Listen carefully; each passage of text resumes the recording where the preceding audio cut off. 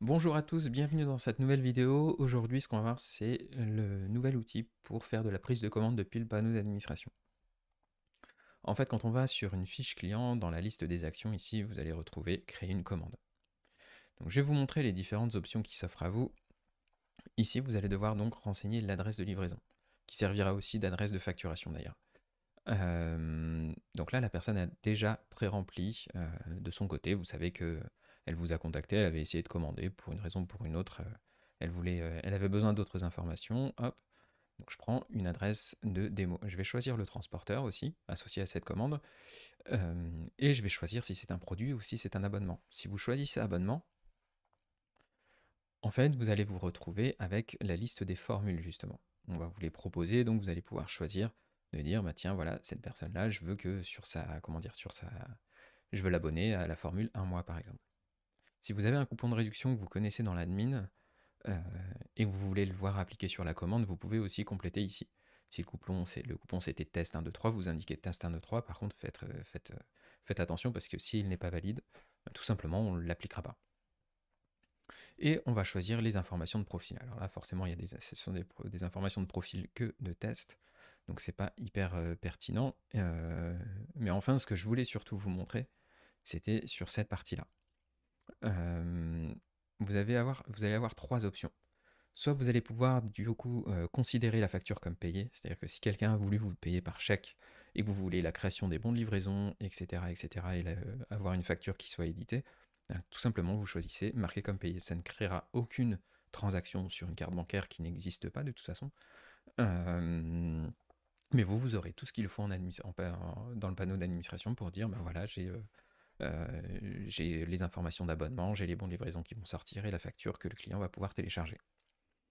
Ensuite, vous avez facturé l'utilisateur. Là, ce qui va se passer, c'est que si jamais on a une méthode de paiement qui est enregistrée, automatiquement, on va essayer de charger la commande en utilisant la méthode de paiement qui est renseignée par défaut sur cette fiche. Et ensuite, vous avez la possibilité de créer un lien de paiement. Donc, créer un lien de paiement, je vais vous montrer à quoi ça correspond.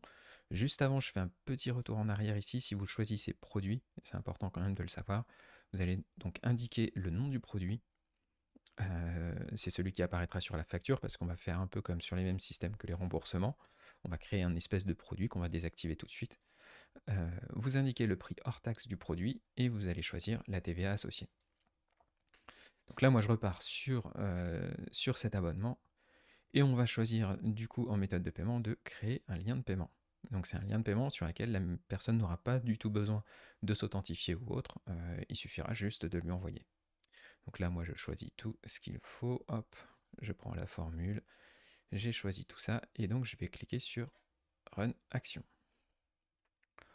Là automatiquement vous allez être redirigé du coup sur le détail de la commande.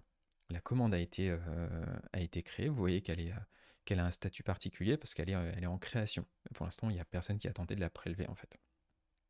Et donc là, vous allez avoir un lien que vous allez pouvoir communiquer par email ou par SMS comme vous voulez à votre futur client. Et quand j'ouvre ce lien dans un nouvel onglet, je vois que je peux directement compléter les numéros de carte bancaire, ça fera en sorte que la personne repasse un contrôle 3DS et on va reprendre les différentes informations, donc les informations de livraison, le montant qui est à payer.